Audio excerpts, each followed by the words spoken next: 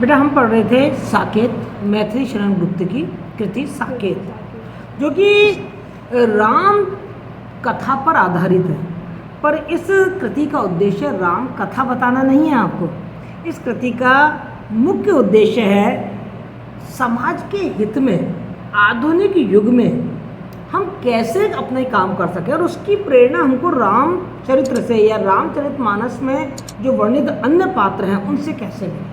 मुख्य रूप से जो साकेत है, इस साकेत के मूल में उर्मिला है। उर्मिला कौन? लक्ष्मण की पत्नी। मैंने आपको पहले भी बताया है कि राम के, लक्ष्मण के, सीता के त्याग को हर कोई जानता है, मगर उर्मिला के त्याग को कोई नहीं जानता।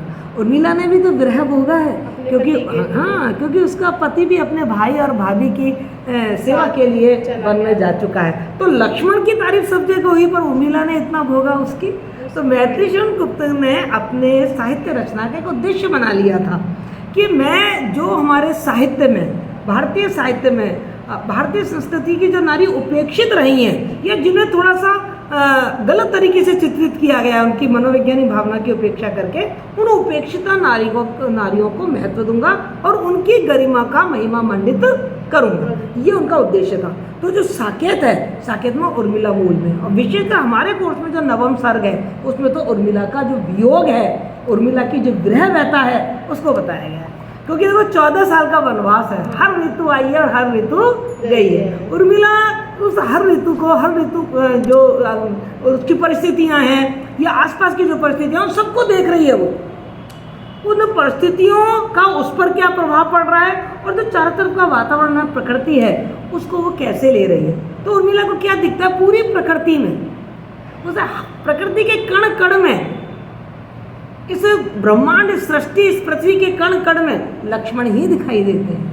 चाहे वो पशु हो, चाहे वो पक्षी हो, चाहे हवा हो, चाहे पेड़ हो, चाहे पत्ती हो, चाहे फूल हो, जब वो उसको देखती है तो एक बार तो उसकी ओर आकर्षित होती है, लेकिन शीघ्र ही उसको सब जगह कौन याद आ जाते हैं? लक्ष्मण याद आ जाते हैं, और हर चीज़ में वो लक्ष्मण को ही देखने लग जाती है। और साकेत में की खास बात है कि मैथिली शरण गुप्त ने इसने जगह जगह पर बड़े भावुक गीत डाल दिए हैं, गीत के रूप में उर्मिला की बात कहलवाई है। तो कल तक हम वेद ने तू भी भली ये गीत पढ़ चुके थे। उसके बाद हमने विरह संग अभिसार भी इसका पढ़ लिया था, और निरख सखी ये खंजन आए, इसे हम कल पढ़ चुके थे।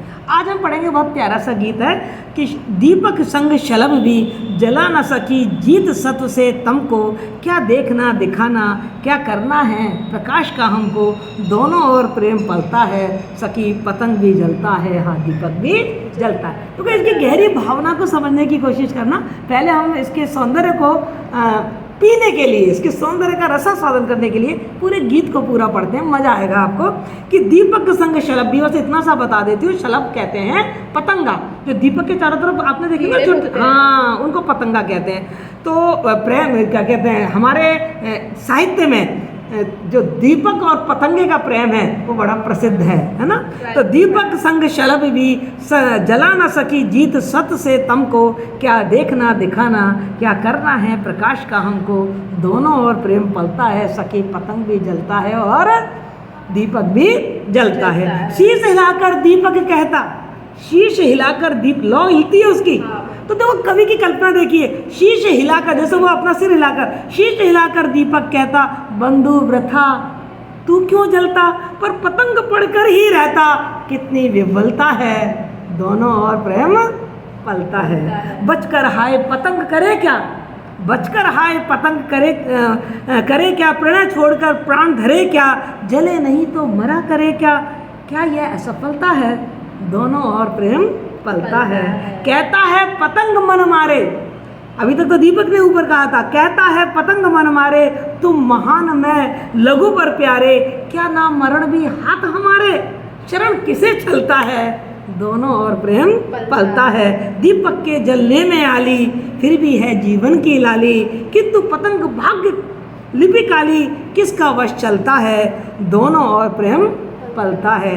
जगती वणिक वृत्ति है रखती, उसे चाहती जिससे चकती, काम नहीं परिणाम निरखती, मुझे यही खलता है, दोनों ओर प्रेम पलता है। आपको एक लाइन तो बड़ी अच्छे से समझ में आई कि दोनों ओर प्रेम पलता है। देखो प्रेम वो सफल है जो उभय पक्षीय हो। उभय पक्षीय मतलब दोनों तरफ प्रेम हो। एक तरफा जो प्रेम है ना, वो प्रेम सफलता की श्रेणी में नहीं माना जाता।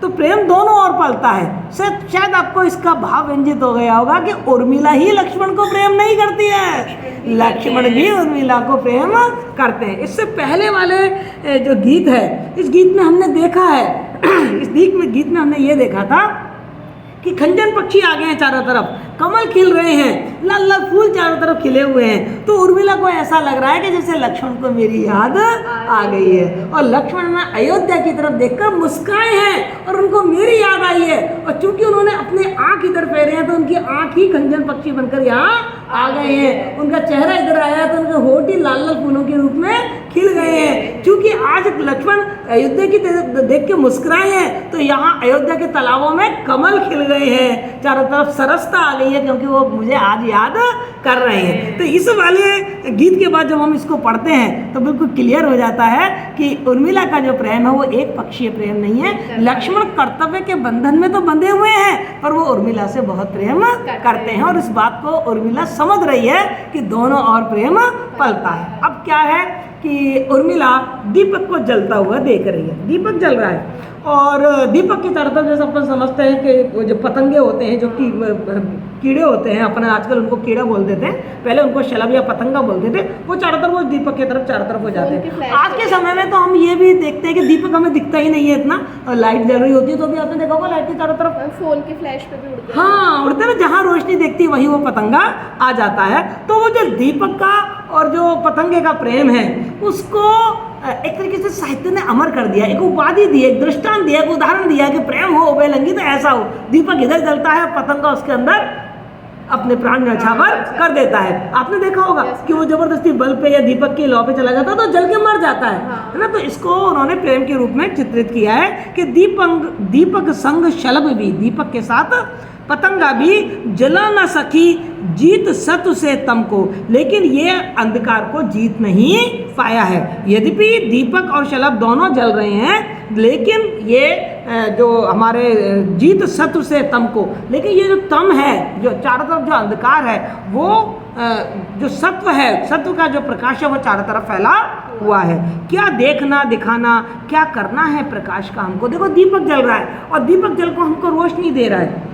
तो वैसे तो हमारे लिए प्रकाश बहुत ज़रूरी है, जब अंधेरा चारों तरफ छाया हो तो हमें प्रकाश मिलना ही चाहिए, प्रकाश हमारी आवश्यकता है। लेकिन चूंकि उर्मिला विरह में है तो वो क्या कह रही है, क्या देखना दिखाना, मैं क्या देखूं दीपक को, क्या देखूं शलभ को, क्या देखूं मैं इन दोनों के प्रेम को, अब मुझे प्रकाश का भी क्या करना है, क्योंकि मेरे पति तो मेरे पास है नहीं। तो वो निराशा में डूबी हुई है, क्या करना है प्रकाश का हमको, दोनों और प्रेम पलता है। ये तो जो दीपक और पतंगा है ये दोनों ही एक दूसरे से प्रेम करते हैं। दीपक खुद जल रहा है और पतंगा उसके चारों तरफ मंडरा रहा है, और उस दीपक के लौ में भस्म हो जाता है कि दोनों तरफ प्रेम है। तो अभी तो वो दीपक और शलभ को देख रही है, दीपक और पतंगे को देख रही है। सखी पतंग भी जलता है, हाथ दीपक भी चलता है, और अपनी सखी को संबोधित करती हुई कह रही है कि देख सखी, दीपक अलग जल रहा है, उसका जलने का उद्देश्य प्रकाश को फैलाना, चारों तरफ के अंधकार को समाप्त करके और दुनिया में प्रकाश फैलाना। दीपक तो इसलिए जल रहा है और पतंगा उस लौ में अपने आप को भस्म करके अपने आप को जला देता है। सखी देख तो सही, दोनों किस तरीके से अपने अपने कर्तव्य पर अड़े हुए हैं और दोनों एक दूसरे के प्रति किस तरीके से आकर्षित हैं। अब वो कह रही है कि शीश हिलाकर दीपक कहता, हुआ क्या कि दीपक की लौ हवा के प्रभाव के कारण हिलती है। तो कभी कल्पना कर रहा है कि जैसे दीपक अपनी गर्दन हिला के कुछ कह रहा है। दीपक शीश हिलाकर दीपक कहता, वो अपना सिर हिलाकर मना कर रहा है। किससे?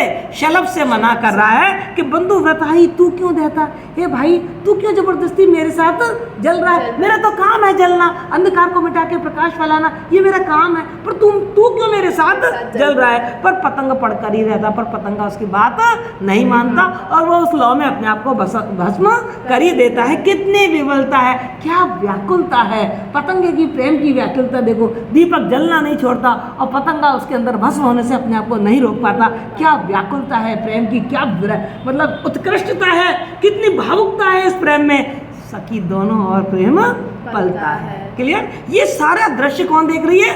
उर्मिला इस दृश्य को देख रही है और इस दृश्य में उर्मिला अपनी परिस्थिति को, अपनी स्थिति को, अपने प्रेम को, अपने विरह को दीपक और शलभ के साथ जोड़ देती है। वो दीपक के रूप में तो लक्ष्मण को देखती है और पतंगे के रूप में स्वयं को देख रही है। तो जब लक्ष्मण अपने राम और सीता भाभी के साथ जंगल में चले गए हैं तो वो तो जल ही रहे हैं, वो तो दीपक की तरह जल ही रहे हैं, क्योंकि वो राम और सीता की सेवा में अपने जीवन को जला रहे हैं, अपने जीवन को समर्पित कर रहे हैं। तो उनको तो दीपक बता दिया, क्योंकि वो तो रोशनी कर रहे हैं, वो तो अपने सुखों को, अपने ऐश्वर्यों को त्याग कर भैया भाभी की सेवा कर रहे हैं और पूरी दुनिया में ये प्रकाश फैला रहे हैं कि सेवा का भाव क्या होता है, कर्तव्य किसे कहते हैं। तो यहाँ दीपक किसको बताया गया है? लक्ष्मण को बताया है, क्योंकि लक्ष्मण अपने कर्तव्य पथ पर चलते हुए किस तरीके से लोगों को संदेश दे रहे हैं सेवा के भाव का। तो दीपक तो जल ही रहा है। अब वो लक्ष्मण क्या देख रहे हैं कि मेरे प्रेम में उर्मिला भी उधर जल रही है, उर्मिला भी उधर त्याग और कहना चाहिए समर्पण और या विरह की भावना में जल रही है। तो लक्ष्मण सीता को लक्ष्मण उर्मिला को गर्दन हिला के मना कर रहे हैं कि तू इतनी विरह व्यथा में मत जल। मतलब दीपक जब लौ हिल रही है तो यानी ऐसा प्रतीत हो रहा है कि जैसे लक्ष्मण उर्मिला को मना कर रहे हैं कि तू इतने वियोग में क्यों जल रही है, तू तो महलों में रह रही है, तो तू तो राजोचित जो सुख है, जो ऐश्वर्य है, उसके हिसाब से अपना जीवन जी, तो इतने विरह व्यथा में मत जल। लेकिन पतंग पढ़कर ही लेता, लेकिन जैसे पतंगा दीपक की लौ पे अपने आप को भस्म कर देता है, उर्मिला नहीं मान रही है। उर्मिला भी अपने समर्पण, अपने विरह में, अपने वियोग में, अपने प्रियतम के प्रेम में ऐसे ही जल रही है। कितनी विवलता है, अर्थात उर्मिला और लक्ष्मण दोनों के प्यार में कितनी भावुकता है, कितना गहराई है, कितना समर्पण है, कितनी व्याकुलता और आकुलता है। सखी दोनों और प्रेम पलता है। ऐसा नहीं है कि लक्ष्मण मुझे प्रेम नहीं करते, लक्ष्मण भी मुझे उतना ही प्रेम करते हैं जितना मैं लक्ष्मण से प्रेम करती हूँ। यदि आपको ये भाव समझ में आ गया तो आगे की सारी चीज समझ में आ जाएगी। बचकर हाय पतंग करे क्या, प्रण छोड़कर प्राण धरे क्या, जले नहीं तो मरा करे क्या, क्या यह असफलता है? दोनों और प्रेम पलता है। अब उस स्थिति को देखकर उर्मिला अपने मन में सोच रही है कि बचकर हाय पतंग करे क्या। यदि पतंग उस लौ के साथ ना जल जाए, दीपक के साथ ना जल जाए, तो वह बचकर क्या करेगा? क्योंकि जो पति पत्नी होते हैं वो तो क्या होते हैं, एक दूसरे के, मतलब कहते हैं ना, दो शरीर एक जान होते हैं, एक दूसरे के लिए बने हैं। तो जब लक्ष्मण अपने कर्तव्य पथ पर अपना काम कर रहे हैं तो ये पतंगा, ये उर्मिला बचकर क्या करे? क्योंकि मेरे जीवन का अस्तित्व तुम्ही से है, तो बचकर हाय पतंग करे क्या। ये जो पतंगा है वो दीपक से बचकर करे क्या? प्रणय छोड़कर ध्यान धरे क्या? क्या प्रेम छोड़ दे और फिर जीवित रहे? नहीं रह पाएगा। रह पाएगा? मतलब अपने प्रेम को छोड़कर और जीवित रहना, क्या ये प्रेम की परंपरा है? कि ये हमारा संस्कार है? ये हमारी संस्कृति है कि जब दीपक रूपी लक्ष्मण ने उनको मना किया कि तुम राज्योचित सुख भोगो, तुम मेरी तरह क्यों सन्यासी की तरह जीवन बिता रही है, इतनी विरह व्यथा कह रही, तो वो कह रही है मैं तुम्हारे प्रति प्रेम छोड़ दूं क्या? और यदि मैं तुम्हारे प्रति प्रेम छोड़ दूंगी तो क्या मेरे प्राण रह पाएंगे? क्या मैं जीवित रह पाऊंगी? अर्थात मैं जीवित नहीं रह पाऊंगी। जले नहीं तो मरा करे क्या? आप बताओ, यदि मैं इस दीपक के साथ पतंगा ना जले तो भी उसका मरना है। कम से कम दीपक के साथ जलकर वो अपने प्रेम को तो सफल कर रहा है, और यदि वो दीपक के साथ नहीं जलेगा तो भी वो प्राण तो धर नहीं पाएगा, बढ़ जाएगा। यानी कि अपनी बात कह रही है कि यदि मैं अपने प्रेम को छोड़ दूं तो जले नहीं तो मरा करेगा। यदि मैं इस वियोग में ना जलूं तो क्या मैं मर जाऊं? अर्थात उर्मिला मरना भी नहीं चाहती। क्यों नहीं मरना चाहती? क्योंकि उसको मालूम है 14 साल बाद लक्ष्मण लौटकर आने वाले हैं, तो मेरा उनसे मिलन होगा, मेरा उनसे अभिसार होगा, इसलिए मैं मरना भी नहीं चाहती। मैं तो तुम्हारे तरह ही इस सेवा भाव में, इस प्रेम में जलती रहूंगी, अर्थात इस दुख को, इस वियोग को सहती रहूंगी। यहाँ जलने का मतलब क्या है? इस दुख और वियोग को मैं सहती रहूंगी। क्या यह असफलता है? मतलब तो इस वियोग को मैं जलते रहना, विरह व्यथा में, वियोग में जलते रहना, क्या यह असफलता है? अर्थात नहीं, प्रेम की यह असफलता नहीं है। बेटे इसे प्रश्न अलंकार कहते हैं। जहाँ प्रश्न पूछा जाता है वहाँ क्या कहेंगे हम? प्रश्न अलंकार है। तो सब जगह ये क्या पूछे गए हैं? प्रश्न पूछे गए हैं, इसको हम प्रश्न अलंकार कहेंगे। बाकी आप देख रहे हैं, अंत अनुप्रास अलंकार है, अनुप्रास अलंकार है, दृष्टांत अलंकार है, उदाहरण अलंकार है। किसका दृष्टांत दिया गया है? दीपक और पतंगे के जलने का दृष्टांत दिया गया है, लक्ष्मण और उर्मिला के प्रेम को। तो क्या यह सफलता है? दोनों और प्रेम पलता है। प्रेम तो दोनों तरफ परवान चढ़ रहा है, लक्ष्मण भी और उर्मिला भी। कहता है पतंग मन मारे। अब पतंगा मन मार के, क्योंकि दीपक बार बार उसको कह रहा है कि तू मेरे साथ मत जल, तो पतंगा मन मार कर, अर्थात अपनी सारी भावनाओं को दबाकर। पतंगा कौन है यहाँ पर? उर्मिला। पतंगा कौन है? उर्मिला। देखो यहाँ पर प्रतीक अलंकार भी है। दीपक लक्ष्मण के प्रतीक है और जो पतंगा है वो उर्मिला का प्रतीक है। तो कहता है पतंग मन मारे, पतंगा मन मारकर अपनी सारी भावनाओं को दबाकर कहता है, अर्थात उर्मिला कहती है तुम महान मैं लघु पर प्यारे। तुम तो बहुत महान हो भाई, पतंगा तो एक कीड़ा है, जल के मर जाएगा, और दीपक बहुत महान है क्योंकि दीपक खुद जलता है और चारों तरफ रोशनी करता है। तो दीपक तो बहुत महान है। तो दीपक किसको बताया? लक्ष्मण को, है ना। तो वो कहती है तुम महान, तुम तो बहुत महान हो भाई, तुम तो राजमहलों के सारे सुख छोड़ के अपने भाई भाभी की सेवा करने के लिए वन में चले गए, और तुमने तो अपना जीवन का एकमात्र उद्देश्य अपने भाई भाभी की सेवा कर रखा, उनकी सुरक्षा करना कर रखा, तो तुम तो बहुत महान हो। मैं लघु, मैं बहुत छोटी। जैसे दीपक बहुत महान है, सबको रोशनी देता है, लेकिन पतंगा किसी को रोशनी थोड़ी देता है, वो तो दीपक में जल के मर जाता है। ठीक है, तो वो कहते तुम तो बहुत महान हो और मैं बहुत लघु हूँ। अर्थात लक्ष्मण तो बहुत महान है, बहुत महान काम कर रहे हैं, लेकिन मैं तो बहुत तुच्छ हूँ, मेरा कोई इतना महत्व नहीं है। पर प्यारे, पर लक्ष्मण से कह रही है, पर प्रियतम एक बात बताओ, क्या ना मरण भी हाथ हमारे? चलो मैं कुछ भी नहीं कर पाऊंगी, पर क्या मरण भी, मतलब इस दीपक के साथ जलकर दहना, क्या ये भी मेरे हाथ नहीं है? ये तो मेरे हाथ में है ना। मेरे हाथ में ये नहीं था कि मैं तुम्हारे साथ वन में चली जाती, मेरे हाथ में ये नहीं था कि मैं भी राम और सीता की सेवा करती, पर क्या मेरे हाथ में ये भी नहीं है कि मैं तुम्हारी वियोग व्यथा में जलती रहूं? ये तो मेरे अधिकार की बात है। मैं क्यों उस वियोग व्यथा को छोड़कर और राज वैभव के साथ अपना जीवन जीऊं? ये तो मेरे हाथ की बात है ना।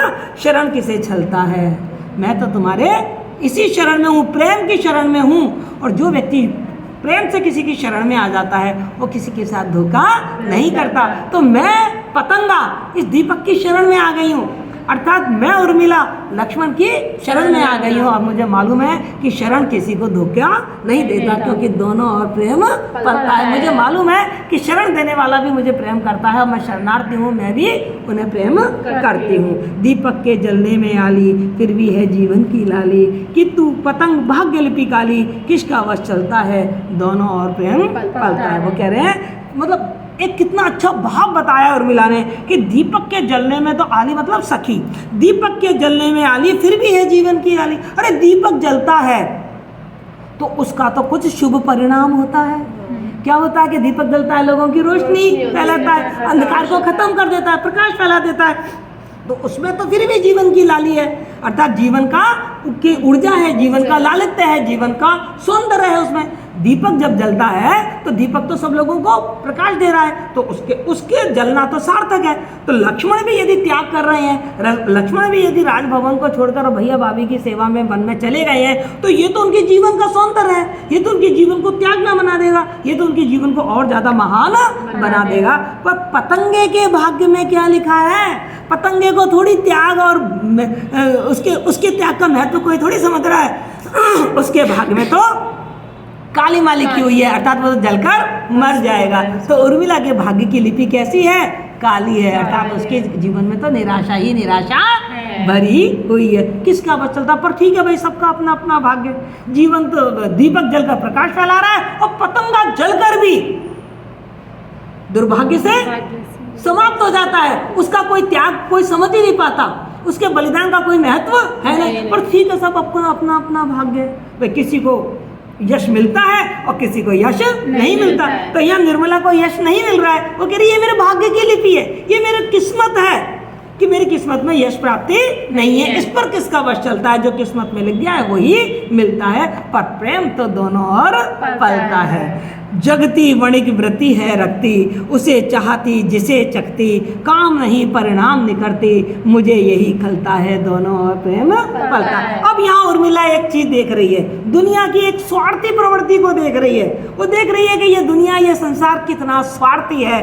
जगती वणिक वृत्ति है रखती, वणिक वृत्ति मतलब बनियों वाली वृत्ति, कि लाभ हो रहा है या नहीं हो रहा है। जो व्यापारी होता है वो क्या करता है, लाभ देखता है, उसे ये नहीं मालूम कि कैसे लाभ कमाना है, पर लाभ होना चाहिए। तो वो कहती है कि ये दुनिया के लोग हैं ना, ये संसार के लोग हैं ना, इनकी जो वृत्ति मतलब जो आदतें हैं ना, वो कैसी आदतें हैं, व्यापारी जैसी आदतें हैं। कैसी आदतें हैं, व्यापारी, मतलब अपना लाभ देखते हैं, अपना स्वार्थ देखते हैं। और ये बिल्कुल कितनी हकीकत उर्मिला ने कही है कि ये दुनिया के लोग स्वार्थ पर ही चलते हैं। उसे चाहती जिससे चखती, जिससे कुछ मिलता है उसको तो ये लोग बहुत चाहते हैं, और जिनसे कुछ प्राप्त नहीं होता उनको ये प्यार या प्रेम नहीं देते हैं, काम नहीं, परिणाम नहीं रखते। और कितनी बड़ी बात कही है, आज के युग के साथ मिलकर हमें इसे सोचना चाहिए कि ये काम नहीं देखती है ये दुनिया कि कितना काम किया, रिजल्ट देखती है। देखो तुम लोग पढ़ते हो, पढ़ते नहीं पढ़ते, मुझे ईमानदार से बताओ, लास्ट में तुमसे क्या पूछा जाता है, क्या डिवीजन रही, क्या परसेंटेज रही। यदि आप कहते हैं 90% रही तो वो बड़ा खुश होकर आपको बधाई देता है। उसे ये नहीं मालूम कि तुमने नकल करके 90% प्राप्त किए, तुम्हारा काम नहीं देखा उसने, पूरे साल तुमने काम किया या नहीं किया, पढ़े या नहीं पढ़े, वो नहीं देखा।